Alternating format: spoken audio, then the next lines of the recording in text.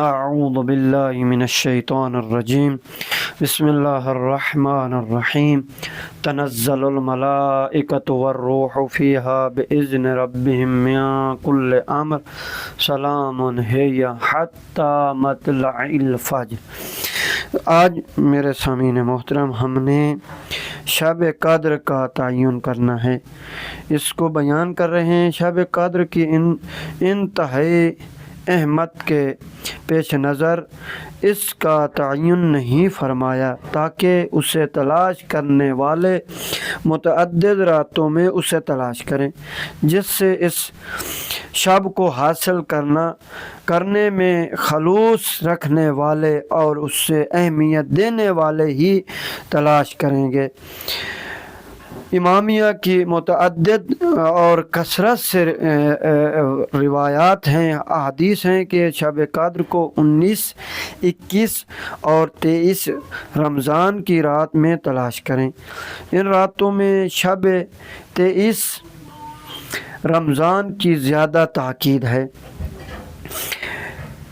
کہ امام جعفر صادق علیہ السلام سے روایت ہے کہ 19 رمضان کی شب تقدیر بنتی ہے، 21 کی شب حتمی فیصلہ ہوتا ہے اور 23 کی شب کو نافذ العمل ہوتا ہے۔ یہ اصول کافی سے حدیث کو بیان کیا گیا ہے۔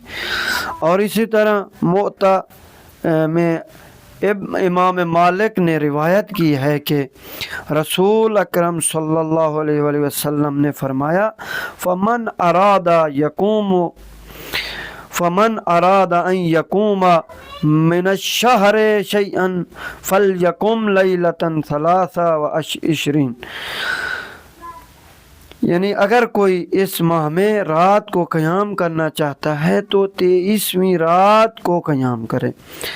اسی طرح صحیح مسلم میں عبداللہ ابن انیس راوی ہیں جنہوں نے بیان کیا ہے کہ میں نے 23ویں کی صبح رسول اللہ کی پیشانی پر پانی اور خاک کے آثار دیکھے۔